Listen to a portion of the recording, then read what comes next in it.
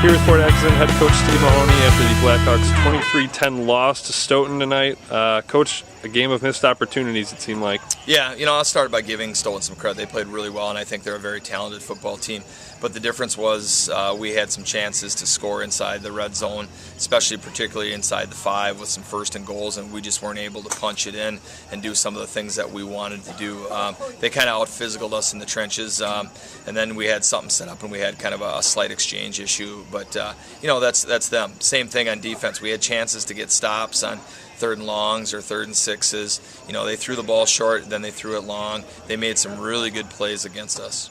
Coach, we talked about it, finding that balance, either pressing up on their wide receivers or kind of letting them back to allow that short pass opposed to beating you long. Talk about that going through the game and how you even planned for that. Well, we were trying to down and distance them a little bit. We knew they got some kids that could run, and their staff did a really good job. When we were off, they threw bubble. And then, in predictable running situations, they threw some play action at us, and they got that long post.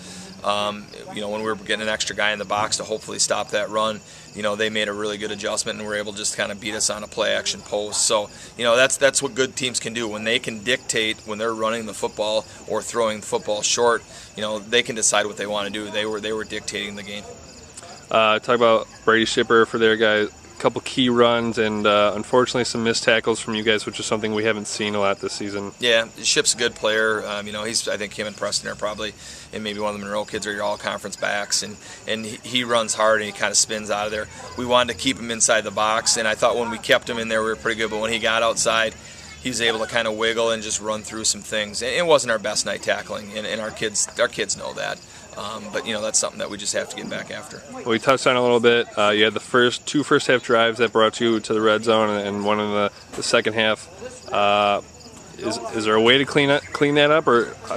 It is. How do you fix that? You got to win the war in the trenches, and you got to be able to execute down there. And the hard thing is right now we see some things on the field, but we got to watch the film and learn. We kind of have the 24-hour rule with our kids. We want to let everybody cool down. We want to coach them up a little bit and kind of see how that process goes. But obviously, taking a positive from that second half, the defense forces that fumble, and you guys come down the field to score with Matt hitting Connor in the end zone and giving you guys life. Yeah. D got 2 turnovers in the second half. Seth had a pick.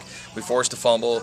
Those kids continue to battle. That's what I was proud about. Our kids, they just, they continue to compete till the very end. We stretched that last 3 or 4 minutes out for a long time, trying to stay in the game as long as we could. And that's a credit to our kids and how they compete. Coach, you got 2 home games coming up. How's it feel to go home? It's good. Obviously we played well. We're 2-0 at home. We got our fans there, and we start with a non-conference game. So again, we're going to leave here healthy tonight. Get ready for Portage next week and try to continue that streak going home. Thank you very much, and we'll see you next week. Thanks.